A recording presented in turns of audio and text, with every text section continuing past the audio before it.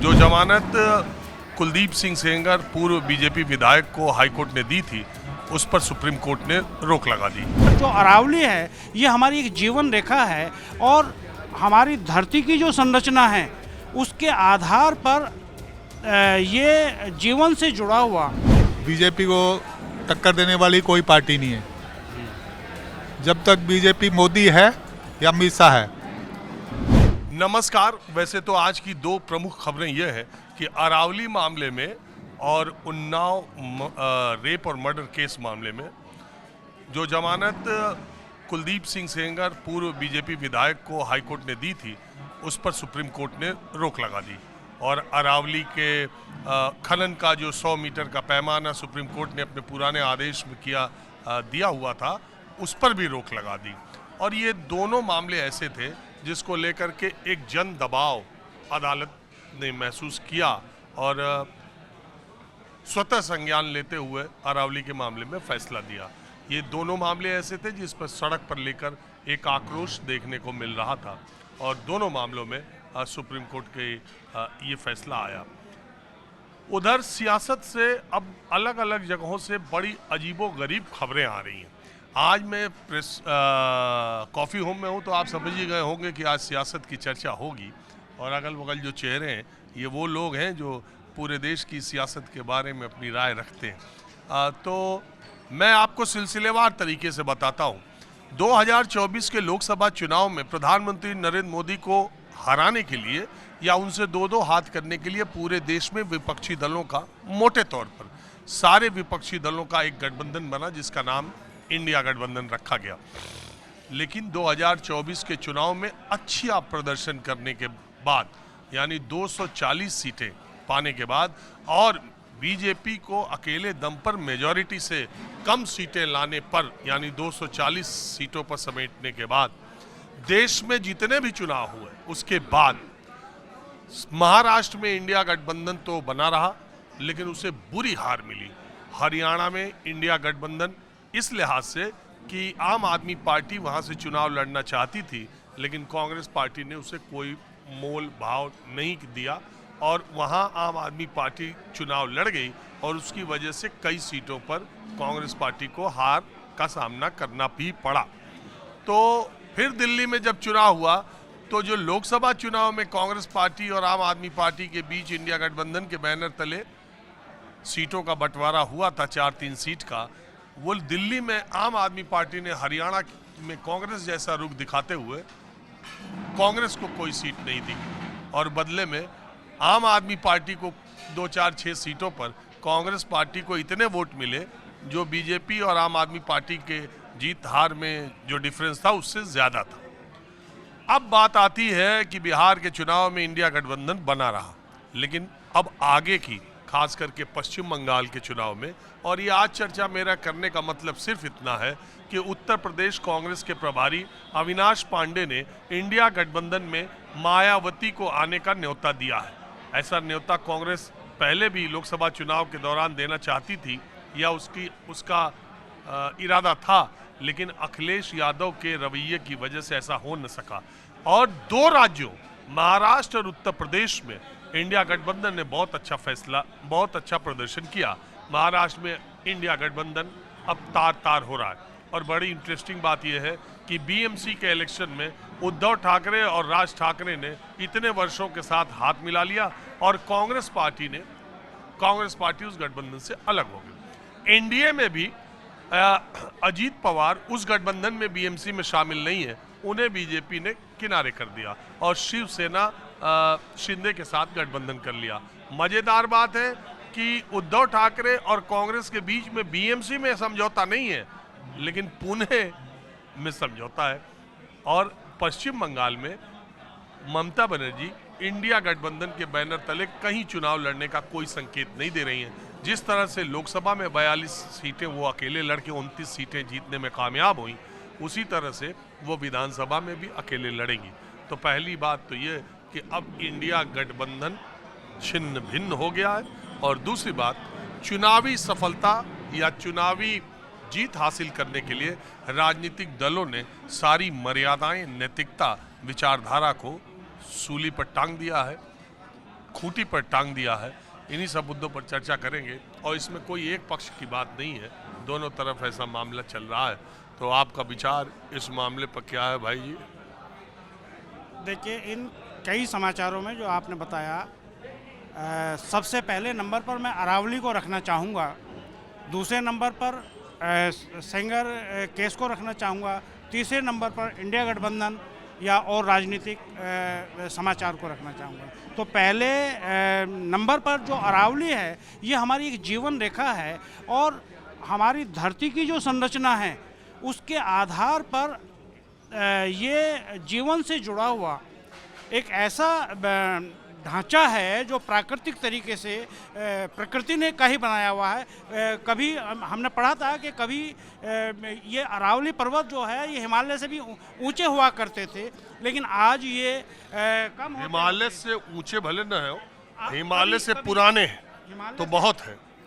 हिमालय से पुराने और हिमालय मैं स्पष्टीकरण कर दूं, हिमालय भी कभी इतना ऊंचा नहीं था और हिमालय कभी समुद्र के अंदर था, इसलिए अच्छा इसका प्रमाण कि ये समुद्र के अंदर था। हिमालय को जब हम खोदते हैं और उसके अंदर हम देखते हैं तो उसमें समुद्री जीवों के शैवाल मिलते हैं। इसका मतलब हुआ कि हिमालय कभी समुद्र के अंदर था और अरावली पर्वत ही उस समय लगभग 3 अरब साल पहले, 3-3.5 अरब साल पहले। मैं आपसे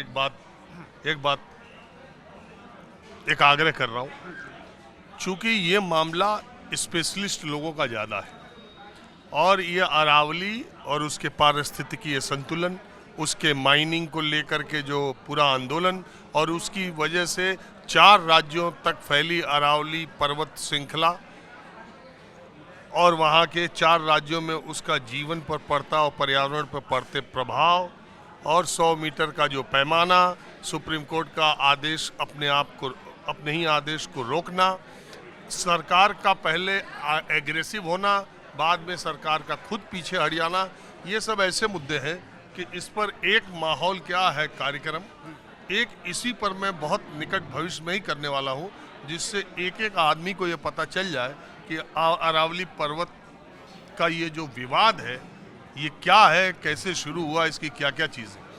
ये 2-4 मिनट में बताने से, और आप भी उतना जानते नहीं और मैं भी उतना पूछ सकता नहीं, लेकिन इसलिए बिना मैंने पढ़ा था वो मैं समझ गया। और ये अरे उतना हमारे दर्शक भी वो इसमें स्पेशलिस्ट से जानकारी लेकर के मैं जल्दी ये भी किताबों और उसी मेरे कार्यक्रम को आप देखेंगे तो आपको भी पूरा पता चलेगा, वो बाद में होगा। पहले ये बताइए कि इंडिया में जिस मकसद से आया हूँ और ये उन्नाव जो रेप केस है उसको लेके तो पूरा देश आक्रोशित था। वो रेप विक्टिम सड़क पर घूम रही है, वो कह रही है कि अगर जमानत मिली तो वो आदमी मुझे मरवा देगा। ऐसी स्थिति में तो देश में एक आक्रोश दिखाई दे रहा था। सुप्रीम कोर्ट के इस फैसले के बाद वो वहीं पर रुक गया। अब वो मामला थोड़ी राहत देने वाला, लेकिन अब बात ये करिए कि यह इंडिया गठबंधन या एनडीए गठबंधन, देखो एक ही साथ सरकार में शामिल है, महाराष्ट्र में 2-3 पार्टी शामिल है, 2 चुनाव एक जगह लड़ रही, एक जगह उसको निकाल दिया, वो जहां मजबूत है वहां उसके साथ कर लिया। उद्धव ठाकरे कांग्रेस के साथ मुंबई में नहीं हाथ मिला सकते लेकिन पुणे में मिला। क्या ये सब कहानी? राज ठाकरे जो इतने दिन से तो ये सब देखिए सर, राजनीति में जो है पक्ष और विपक्ष की अपनी अपनी वो नीति होती है कि दूसरा पक्ष जो है वो कमज़ोर कैसे हो। तो सत्ता पक्ष भी जो है वो उसका तो प्लान यही है कि इंडिया गठबंधन या विपक्ष कमज़ोर कैसे हो, और इंडिया गठबंधन या विपक्ष का कार्यक्रम ये है कि हम सत्ता पक्ष को कैसे कमज़ोर करें। ये जो आंदोलन चल रहे हैं ये इसीलिए तो चल रहे हैं कि उधर सत्ता पक्ष को कमज़ोर करना है और सत्ता पक्ष कहता है कि हमें विपक्ष को कमज़ोर करना है। तो इंडिया गठबंधन के कमज़ोरी के पीछे एक मीडिया के द्वारा या एक खबरें फैलाने का एक वो अलग विषय है, लेकिन ये दोनों पक्ष और इसमें मीडिया क्या करे? अरे इंडिया गठबंधन के मीटिंग में ममता बनर्जी जा रही, चुनाव जब हो रहा एक सीट दी ही नहीं, हाँ वो कहे हम अकेले लड़ेंगे। तो ममता बनर्जी जानती है कि अगर हम सब गठबंधन कर लिए तो हमारे सत्ता के खिलाफ जो वोट है, अगर सिर्फ बीजेपी एक तरफ रही और सीपीएम और कांग्रेस के साथ हमने गठबंधन किया तो एंटी इनकम्बेंसी का सारा वोट बीजेपी के साथ जाएगा। ऐसे कुछ सीपीएम पे चला जाएगा, कुछ कांग्रेस पे चला जाएगा, कुछ वो भी तो समझती इस बात को। वो भी है, लेकिन राजनीति का यही अर्थ है, एक दूसरे को कमजोर करना। आप खाली इंडिया गठबंधन के बारे में, एनडीए के बारे में क्या नहीं बोल रहे? मैं एनडीए मतलब सरकार, मैंने सरकार को कह दिया, सरकार पक्ष को कह दिया। अच्छा, मायावती का क्या मामला? इंडिया गठबंधन, ये कांग्रेस वाले उनको ऑफर दे के अखिलेश को चिढ़ाने का काम नहीं कर रहे हैं। और लोकसभा में इतना अच्छा रिजल्ट आया, आप मान रहे हैं? मायावती की तरफ आप जैसे ही हाथ बढ़ाएंगे अखिलेश यादव कहेंगे अच्छा नमस्ते।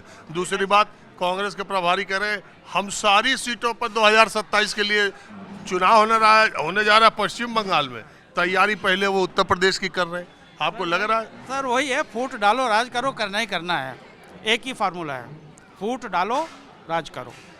अब वो उन दोनों को आपस में कैसे लड़ाना है, या वो अपने आप ही लड़ेंगे, आपस में सीटों का बंटवारा है, सत्ता का बंटवारा, जो भी है वो फूट डालो राज करो। मुझे ज़्यादा क्या मिले, अखिलेश और मायावती में भी यही रहेगा कि चीफ मिनिस्टर मैं बनूं इस बार उत्तर प्रदेश की। जीतेंगे तब तो पहले चीफ।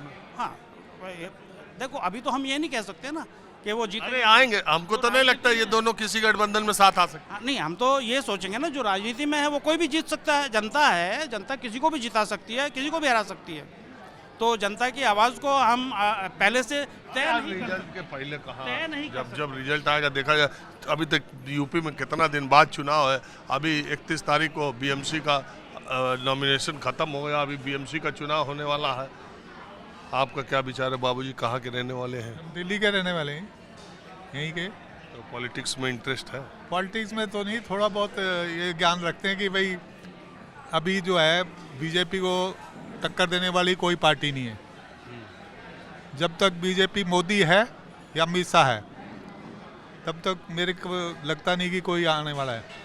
अपोजिशन स्ट्रांग नहीं है तब तक क्या करें। ये आपको कब से लग रहा था, शुरू से या अभी लगना शुरू हुआ? जब से इंदिरा गांधी गई उसके बाद, जब इंदिरा गांधी ने छोड़ा राजीव गांधी ने। धन्यवाद करना है। आपने मेरा इंटरव्यू लिया था उधर, और वो टीवी पे आया, मुझे लोगों ने बताया। अरे टीवी पर जो हम इंटरव्यू लेते सब आता है। नहीं, 2014 के बाद 2014 के बाद 2015 में अरविंद केजरीवाल ने इसी दिल्ली में बीजेपी को धूल चटा दी। 2020 में धूल चटाई दोबारा। बेवकूफ बना के, दिल्ली में सब बेवकूफ रहते हैं। बेवकूफ नहीं बना दे, लोग बन जाते हैं ना। सारे लोग जीते तो बहुत अच्छा, दूसरा जीत रहा है तो बेवकूफ बना रहा। नहीं, ये भी बनाते हैं बेवकूफ, ऐसा नहीं कि पॉलिटिक्स में कोई नहीं। आपने जो बात कही तो 2014 के बाद बिजली मुफ्त, पानी मुफ्त, और ये करके वो लोगों ने देख लिया क्या है, वो सब उसकी वजह से आया। जो भी है, ये भी 5 किलो अनाज मुफ्त, ये गरीबों को हेल्प कर रहे हैं। वो महिलाओं के लिए बस फ्री है तो वो मुफ्त है। ये 5 किलो अनाज दे रहे हैं, ये मदद कर रहे हैं। अनाज तो गरीब आदमी को खाएगा ना, पेट भरेगा, वो कोई वेस्ट तो नहीं। 80 करोड़ लोग को अनाज दोगे? 80 करोड़ या पता नहीं कितने लोग हैं, ये तो हमको पता नहीं। पर ये है कि लोगों का गरीब। तो मैं आपसे कह रहा था 2014 में ये लोग आए तो अरविंद केजरीवाल ने 2 बार हराया, ममता बनर्जी ने 2 बार हराया। दिल्ली में लोगों को थोड़ा, कुछ लोग ऐसे हैं भाई जिन्होंने बिजली के और उसके पानी के चक्कर में पढ़कर इनको वोट दे दिए केजरीवाल को। अब केजरीवाल का देख लो क्या हाल हुआ है, 2 बार उसने बना लिया, तीसरी बार क्या हाल है। तो राजनीति में जीत हार तो लगी रहती है। तो वो तो है ही, पर नेता स्ट्रांग होना चाहिए ना। कि हम आप कह रहे हैं कि 14 के बाद लगता है कि कोई इनको हरा नहीं पाएगा, तो हम वो बता रहे हैं 14 से 24-25 तक जहाँ जहाँ हराया। ये ऐसे वो केजरीवाल पंजाब में भी आ गया।